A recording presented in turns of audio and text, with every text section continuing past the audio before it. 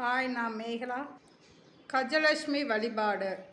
அஷ்டலட்சுமிகளில் ஒருவர் கஜலட்சுமி.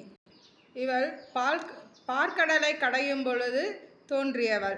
இவள் வரும்பொழுது இரண்டு பக்கமும் யானை அர்ச்சனை செய்கிற மாதிரி ஃபோட்டோ இல்லை விக்கிரகம் இருந்தால் வச்சுக்கலாம். இல்லைன்னாலும் அஷ்டலட்சுமி ஃபோட்டோ இருந்தாலும் இந்த பூஜைக்கு வச்சுக்கலாம். இந்த கஜலட்சுமியில் பூஜை ஆவணி மாதம் வளர்ப்பீரை தசமி திதி அன்னைக்கு வழிபாடு செய்கிறது ரொம்ப நல்லது. பொதுவாக லட்சுமி பூஜை வெள்ளிக்கிழமை செய்வோம். வெள்ளிக்கிழமையும் செய்யலாம், புதன்கிழமையும் கஜலட்சுமி வழிபாடு செய்யலாம்.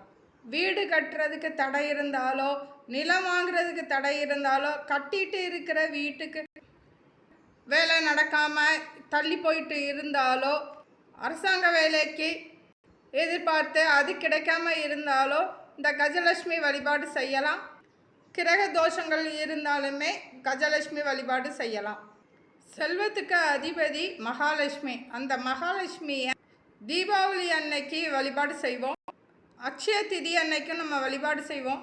அதுபோல் இந்த கஜலட்சுமியை ஆவணி மாத வளர்ப்பிறை தசமி திதி அன்னைக்கு வழிபாடு செய்கிறது ரொம்ப நல்லது. கஜலட்சுமி வழிபாடு செய்கிற வீடுகளில் தீய சக்திகள் அண்டாது. இந்த வழிபாட்டுக்கு ஒரு மணப்பலகை எடுத்துக்கணும். அந்த மணப்பலகை மேலே சிவப்பு இல்லை மஞ்சள் கலர் வஸ்திரம் விரித்து அதற்கு மேலே பச்சரிசி பரப்பிக்கணும். பச்சரிசிக்கு மேலே நம்மக்கிட்ட கஜலட்சுமி விக்கிரம் இருந்தால் விக்கிரம் வச்சுக்கலாம். இல்லைன்னா ஃபோட்டோ இருந்தால் ஃபோட்டோ வைக்கலாம். இந்த ரெண்டுமே இல்லைன்னா அஷ்டலட்சுமி ஃபோட்டோ இருந்தால் அந்த அரிசி மேலே வச்சு 11 தாமரையை மாலை மாதிரி கட்டி அந்த ஃபோட்டோ வைக்கிறதுக்கு போடலாம். இல்லைன்னா அர்ச்சனைக்கு பயன்படுத்திக்கலாம். அர்ச்சனை பண்ணுறதுக்கு 108 தாமரை விதையை எடுத்து அந்த தாமரை விதையை வச்சு ஸ்ரீ சுத்தம் படிக்கலாம், லட்சுமி அஷ்டகம் படிக்கலாம், லட்சுமி அஷ்டோத்திரம் படிக்கலாம்.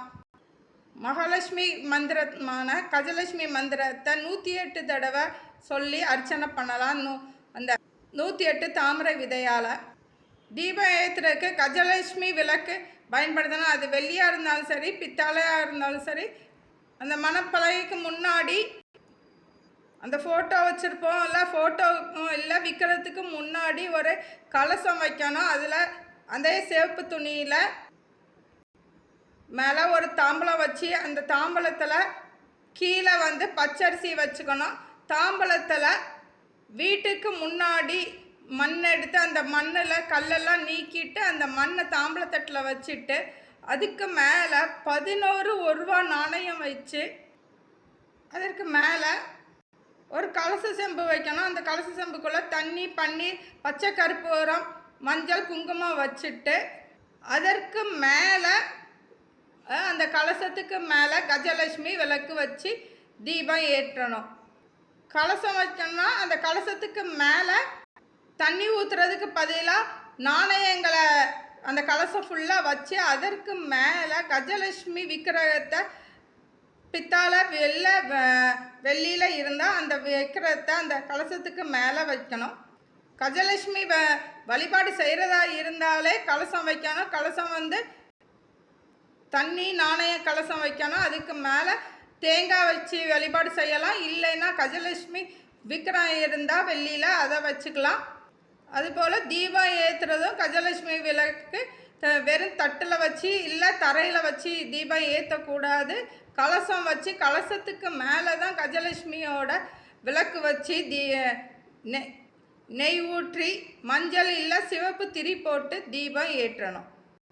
கஜலட்சுமி விளக்கு இருந்தால் வெள்ளியும் பித்தளையும் இருந்தால் 2 விளக்கு ஏற்றணும். அந்த விளக்குக்கு முன்னாடி 12 தாமரை கோலம் போடணும். கோலம் பச்சரிசி மாவும் கோலமாவும் கலந்து 12 தாமரை கோலம் போட்டு அந்த கோலத்துக்கு மேலே மருதாணி இலை இருக்கு இல்லையா, அதை அரைச்சி நம்ம பஞ்சகவிய விளக்கு செய்கிற மாதிரி சின்னதாக விளக்கு மாதிரி 12 விளக்கு செஞ்சு அந்த தாமரைக்கு மேலே தாமரை கோலம் இருக்குல்ல அதுக்கு மேலே இந்த மருதாணி விளக்கு வச்சு நெய் ஊற்றி சிவப்பு மஞ்சள் திரி போட்டு தீபம் ஏற்றணும்.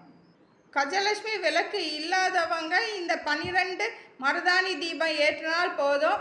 ஆனால் கஜலட்சுமி விளக்கு இருந்தால் 14 தீபம் ஏற்றணும். ஒரு வெள்ளி கஜலட்சுமி விளக்கு, இன்னொன்று பித்தாளை கஜலட்சுமி விளக்கு 2, மீதி 12 தாமரை கோலத்துக்கு மேலே வெற்றிலை வச்சு, வெற்றிலைக்கு மேலே இந்த மருதாணி விளக்கு வச்சு தீபம் ஏற்றணும். ஒவ்வொரு விளக்குலையும் கற்கண்டு போட்டு நெய் ஊற்றி திரி போட்டு தீபம் ஏற்றணும். கஜலட்சுமிக்கு பிடித்தமான செம்பருத்தி பூ இருந்தால் இந்த 14 விளக்குக்கும் செம்பருத்தி பூ போட்டு தீபம் ஏற்றி வழிபாடு செய்யணும். இந்த வழிபாடை தொடர்ந்து செய்து வந்தால் நம்மளோட ஜாதகத்தில் சுக்கிரன் நீச்சமாக இருந்தால் சுக்கிர பலன் நம்மளுக்கு கிடைக்கும்.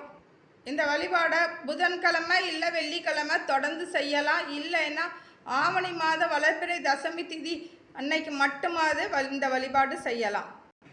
எல்லோருக்கும் கஜலட்சுமி ஆசீர்வாதம் கிட்டட்டும். தேங்க்யூ.